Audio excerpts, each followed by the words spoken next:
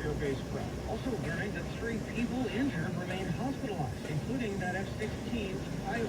Craig Fisher, KNX 1070 News Radio. Governor Gavin Newsom kicked off his End Child Poverty bus tour in Southern California.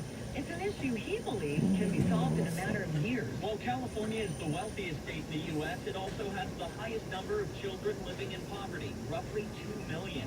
Governor Gavin Newsom says there's something fundamentally wrong with that fact. We have to address that divide and address it by addressing the needs of our children as a top priority. He says that's why he allocated about $3.5 billion in his most recent budget to help implement the state's End Child Poverty Plan. We're going to expand preschool, expand child care, and provide working families more money, a $1.2 billion tax break for working families to help them make ends meet. He says if fully implemented, the plan would end deep child poverty within 4 years, and it would cut overall child poverty by 50% over the next decade.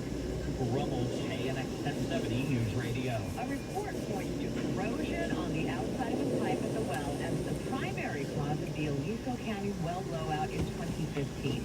The report examined how Southern California Gas Company was operating the site at the time of the blowout. The report by Blaine Energy Partners to the California Public Utilities Commission indicated corrosion caused a pipe leak which emitted 109,000 tons of methane into the air over a period of 5 months. The report also said while Southern California Gas was complying with gas storage regulations in existence at the time of the accident, the group found fault with Southern California Gas for not having any form of risk assessment focused on well integrity and didn't do casing investigations on 60 well figures at the site over a period of decades.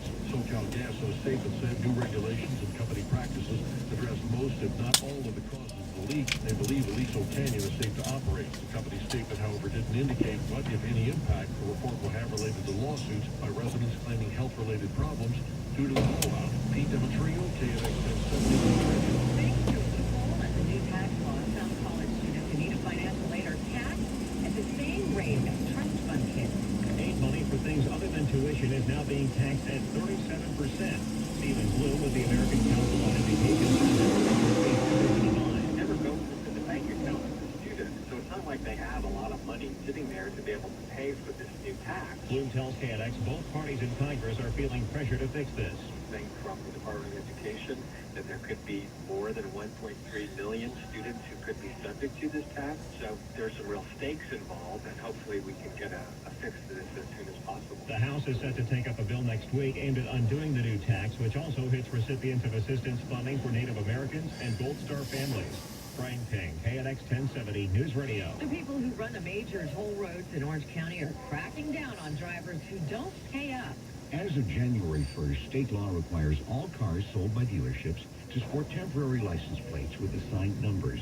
But it turns out many are skirting the law, driving without the paper plates to get around paying to drive the toll roads. To catch them, the agency that manages the toll roads recently allocated $465,000.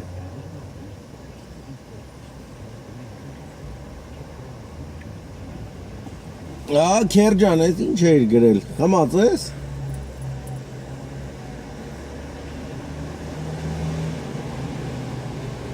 Ինչն է ռուսերեն?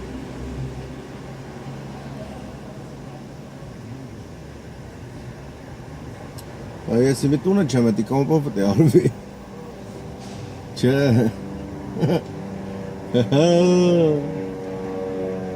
Давай.